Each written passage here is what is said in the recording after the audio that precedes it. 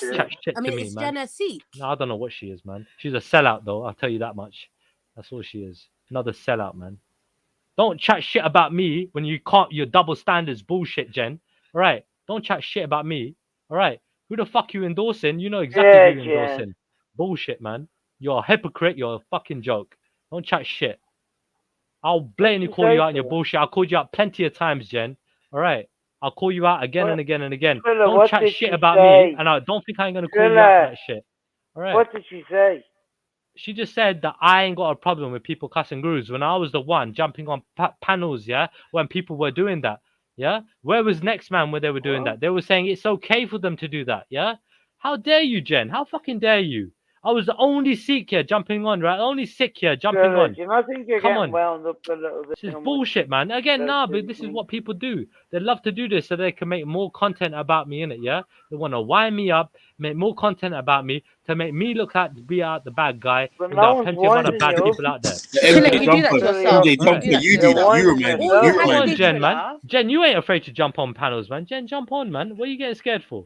Come on. Hold on, Triller. What's your Triller. problem? All you had to do right now was just let Raj Hold on, say wait, his wait, piece. wait. Keep quiet.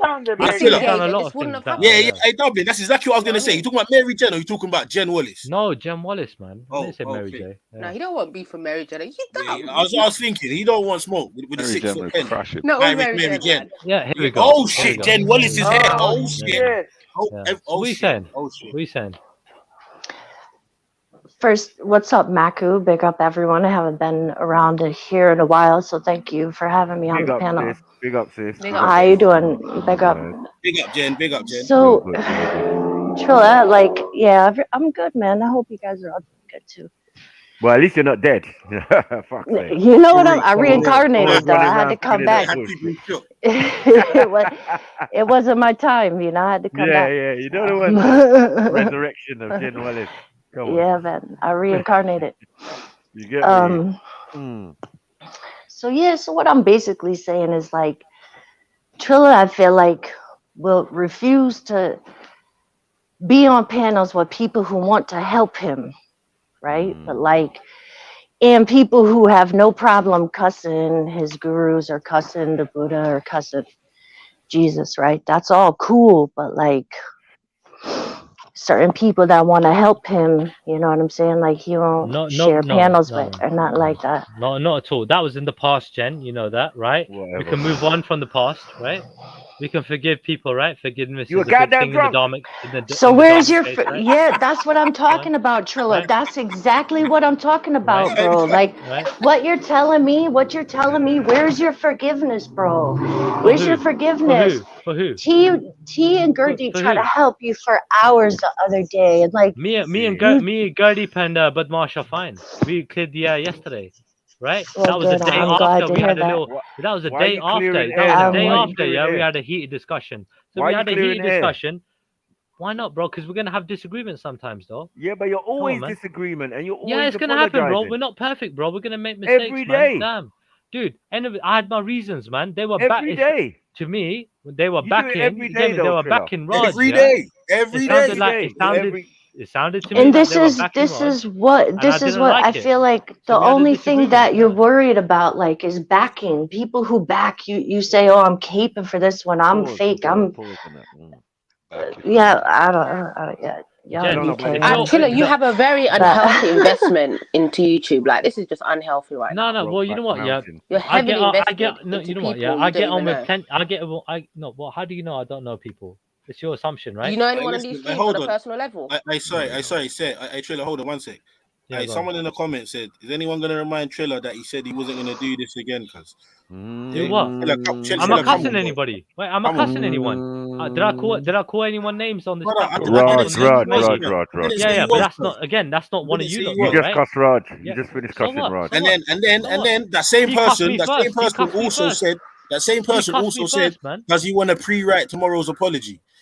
Yeah. I ain't So gonna so apologize you to him just at so you all, just man. cussed me You're gonna first. jump on tomorrow. So No, you just said literally cussed me first you for no lied reason. about me. Yeah, you did. just lied about me. No, Why I you didn't. No, I didn't lie. What did I lie about? You just blatantly said, hey, yeah, I'm happy to share platforms with people, yeah, who Yeah, cuss last night or the last time you were on You're Faz's cool chilling with the you said, people. I'm saying Triller You is were cool you with were people who on cuss gurus. Faz's chilling with people who literally have done everything that I've said. Right. Have they done it recently? Like, yeah, it doesn't matter. What was the reason they done it? What do you think What the was reason the reason is? that they gave for doing it? Come on, let's get to the truth. Because we're mushrik, bro. No, we're mushrik. the reason that they gave for doing it was because Raj was making deplorable shows No, about no, Islam. no, no, no, no, no, no, no. That's not what they said. No. That's not what they said. No. No, they didn't say that. They did say that. They did say 2.0. that. They did say that. So you are lying right now. They said they were making shows, but the cussing, though, like you're.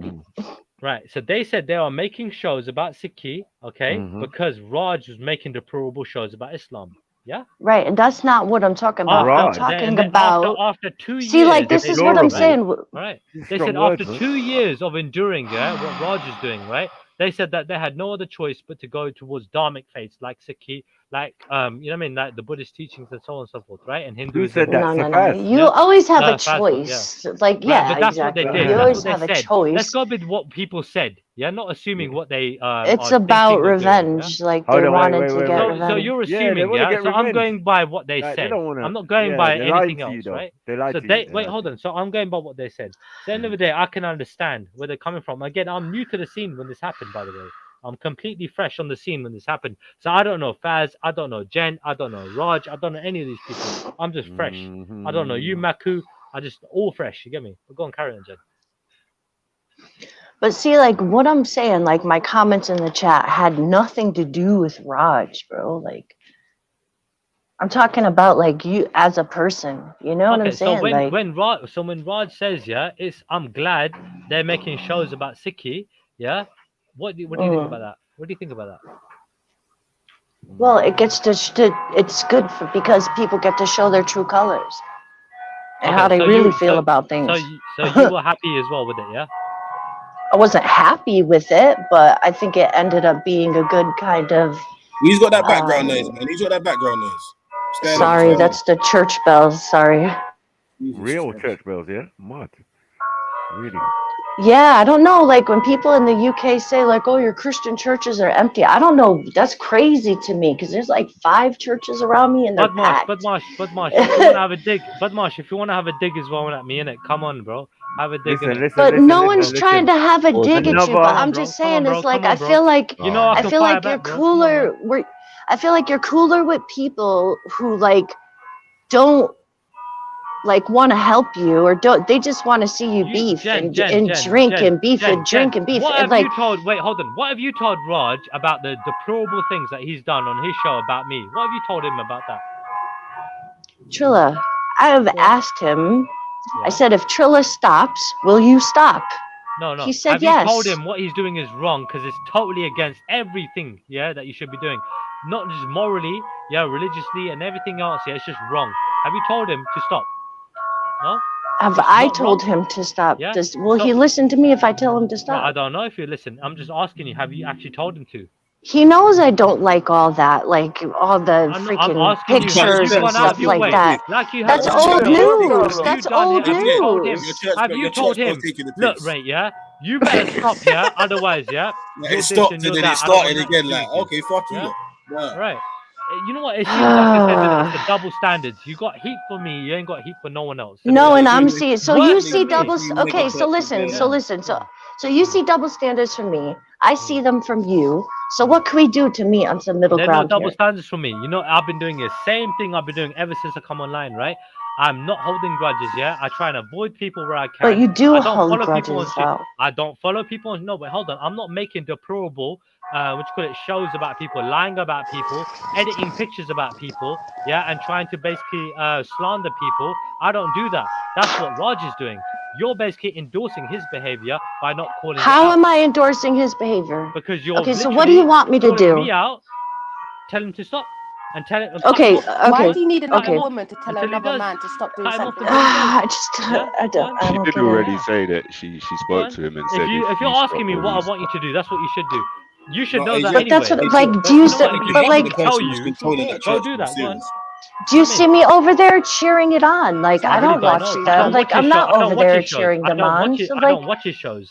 All I can do is I report don't the fucking endorse pictures that it. This is what I'm saying. Like, I don't endorse it. You know what? Hold on. You know, not only If I endorsed it, why would I have shows upon shows trying to mediate stuff for you guys?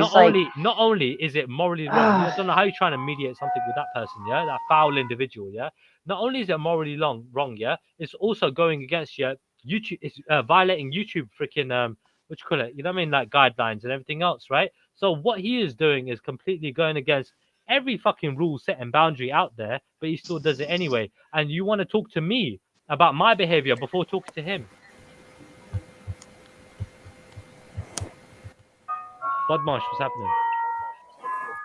So, I mean, if you'd like me to have a talk with him, I can do that, which I have many times about trying to come to some kind of conclusion with you There and is no him. conclusion. He So should this stop what would he's end. doing. There's no conclusion because you don't want a conclusion. I think you enjoy this to this I point. literally don't want nothing to do with Like him. Do you at this understand? point, I Wait, feel hold like on. you like How it. dare you assume something like that? I don't want a conclusion.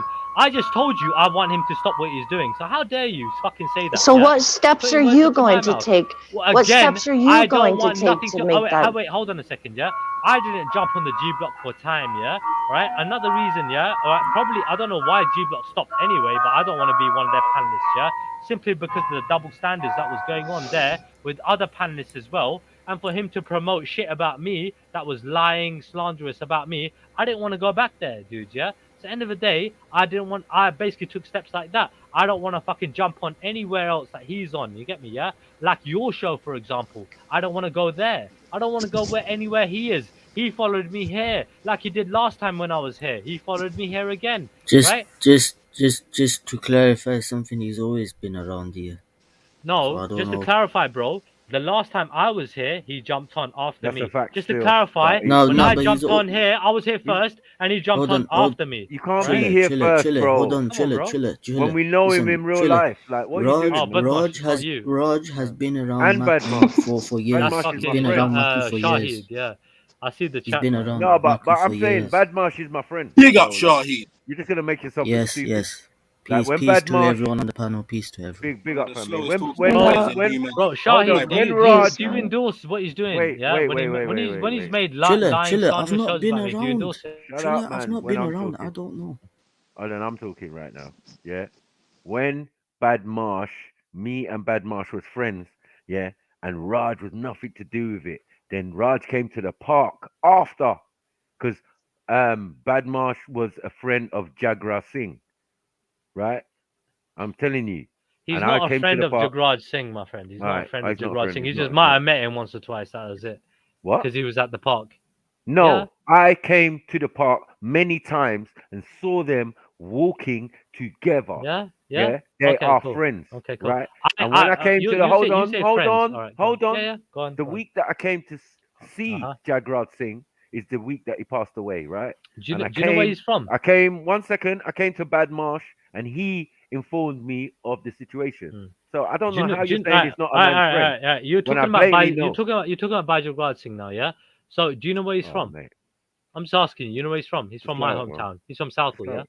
Right? Slow it, man. No. He's from my hometown, It's not a Southall, yeah. hometown. London is the hometown. No. No, London's a city, dumb fuck. Yeah. It's the hometown. Southall's a town, bro. What are you talking And about? bro, understand that You can have that. town. is You not a understand? town. Bro, it's the Southall is not a origin town. of the All right. town that they lived Understand, in. bro. Semantics. Don't let about Southall is a road. bro. Southall is a road. It's not even a borough. Southall is a fucking town, bro. What the fuck is Southall wrong is with a you, bro? road. All right. And when it It's a comes, road. for fuck's sake, man, you high, bro. As fuck. On the Is way Brixton the from road? Is Acton. Brixton the road? Who you telling? Yeah. I What is live in wrong with you? fucking- Are I you live fucking in dumb? North London. You live in North Bruv, West you London. are juice, bro. So how many times? What?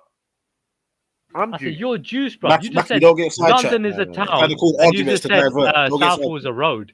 What's wrong with you, bro? It is a road. Yeah. You're going in the back. Southall is a motherfucking road.